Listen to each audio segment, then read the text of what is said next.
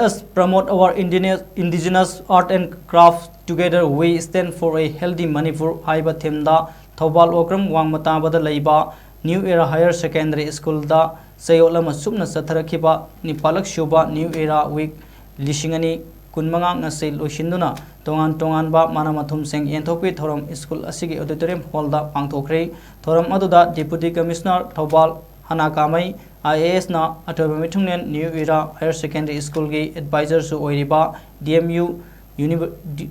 ge Associate Professor Dr. AK Prozena Thoramapu aduga Board of Secondary Education Manipur ge Secretary S Jitelal Sarmana akhanaba mitunglen oina saruk yaki Thorum ge saruk ama oina ngasigi mitunglen singna school adugi nipalak suba magazine khongthang phongkhibuga lonana kumsigi Kumsing Lishingani Tarataretagi, Horaduna, Sahi Kudingi, Leptana Pangtotun Lak Pagum, Sahigi, Sahi Esigi, Ta Asigi Tang Tarohum Doidagi, Tarataret Fauba, Sayula Masuna, Tongan ba Hiram Nifumunga Muna Kangzai, Tang Ta, Marum Konbi, Kulokpi, Clay Sculpture,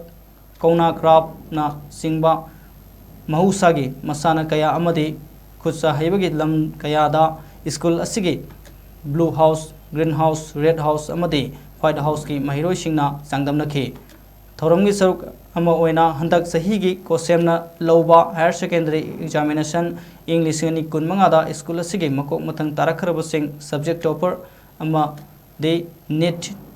Lishingani Kunmanga Faro Kraba Mahiroi Singda Memento Certificate of Honor Amadi School Sidagi Hokiba Mahiroi Ningtozam Sophia Devina DM University gi Physics Department ki oina MSc First Class First Taduna Gold Medal Lorok Kraba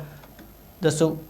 Kudol Singh Piduna Puning Thogat K Lorna Inspire Award Pangkraba School Asigi Mahiroi Singh Dasu Memento Certificate of Honor Amadi Sel Gimana Piduna Puning Thogat K Handak Pangthok Kiba First term examination English Unit Kunmanga da top 10 Takraba class 9, 10 amadi 12 ki Mahiroi Singh amadi best student of the year English Unit Kunmanga gi Mingthol Pangkraba Mahiroi Singh dasu manamatum piduna puning thogat ki sahi sigi oina khwaidagi lunan ba classroom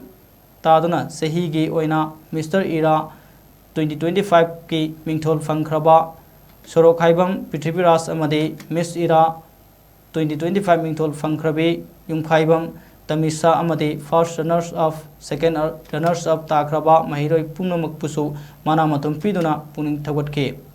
Nipalak Suba New Era Week English ni Kunmangagi Oina House runners of Takraba White House Amadi overall champion Takraba Green House ta Thoidok Hindokpa Manamatum Piduna Puning Tawatke Thoram Asigi Saruk Ama Oina School Asigi Mahiroi Singna Makal Mathel Kayagi cultural ge oiba jagoi isai thang tana singba kaya utuna miyam ge pungning singsin ke wrong or right, everything is in the fingertips,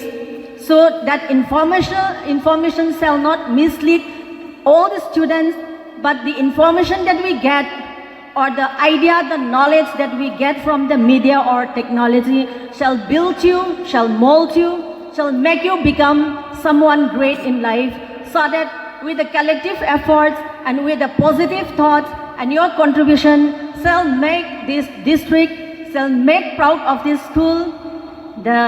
shall make this district a better district, and also your contribution, your ideas, your positive thinking shall make it progressive for the state as a whole. And the students miyam da aina haining basina as a student, what do you need to do? I give respect and honor to the elders, to the teachers, haibadu kaubi ganu aduga let's the nation, the society, I give community, I give district, I give Manipur they are demanding you, they are demanding for your contribution, they are demanding for your ideas to build the Manipur together as stronger and progressive Manipur. Noibu demand focus on your dreams, and one day you will become someone to